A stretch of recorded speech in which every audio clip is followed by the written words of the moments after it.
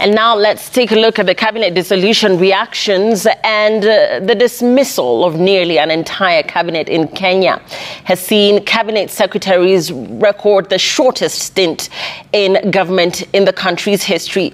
The cabinet picked by the president after his victory in the 2022 general election has had a checkered history that started right from their appointment and ran through the short stint characterized by allegations of graft and incompetence.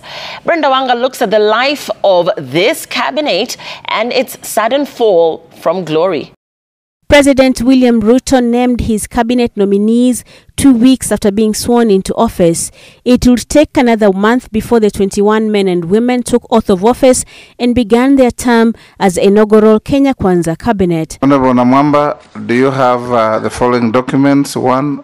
The president's nominees were beset by hurdles right from the start when they faced off with Parliament for that vetting that began to lay bare the caliber of people picked to lead different ministries in government. In other third world countries, Some of the nominees found the going hard at the hands of the lawmakers when matters of integrity and qualification came up for mention. They used to struggle to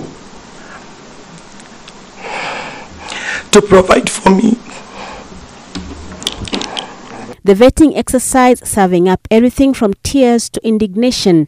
Despite some opposition, the list of the president's appointees sailed through. It wasn't long before trouble started rocking the ministries under the leadership of the then new cabinet secretaries. Over 60% of these names, or give President Ruto his skunk. Let us not interfere with it. We give it to him. He has asked for it. Let us give him his cabinet. We know he's going to run the government from State House. These are not people who can run a government.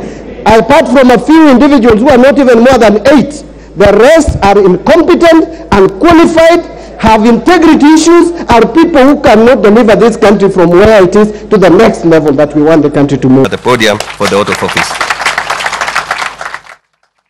The Ministry of Health was soon rocked by the Kenya Medical Supplies Authority mosquito net scandal that saw the agency lose 63.7 million shillings after a process to procure a multi-billion tender for the supply of mosquito nets was nullified by the Global Fund following a bungling of the procurement process that led to the dismissal of the PS for Health, Dr. Josephine Buru, the KEMSA CEO Terry Ramadhan and the KEMSA board.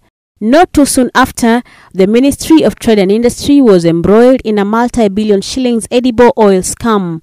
The Ethics and Anti-Corruption Commission, EACC, estimated that the taxpayer had lost nearly 16.5 billion shillings in the scandal that saw over 125,000 tons of edible oil imported into the country duty-free and without following due process. In May last year, the Kenya Revenue Authority disclosed the events that led to the poisonous sugar, initially condemned by KBS in 2018, getting irregularly released for public consumption, resulting in a purge that saw 27 state officials from 11 government agencies suspended. Government has withdrawn the manufacturing license. But perhaps the scandal that caused the most uproar was the supply of fake fertilizer to farmers earlier this year. The Ministry of Agriculture was put on the spot for the supply of 139,000 bags of 25 kilograms fake fertilizer estimated to be worth 209 million shillings to unsuspecting farmers. The scandals notwithstanding, no less than the president himself had on occasion called out his lieutenants in the cabinet over their ability to do their work. I find that many of you, the people I speak to, don't even know what is going on in your ministries or departments. You have very scanty information. The moment I know more than you in your ministry, then you must begin to understand that something is very wrong. Sentiments that he restated in the wake of the Gen Z reforms protests. That soul-searching has led to the dissolution of his very first cabinet barely 2 years into office. The president will now be hoping that his next picks for the cabinet will fare much better than the shortest-serving one yet in the country's history. Brenda Wanga, Citizen TV.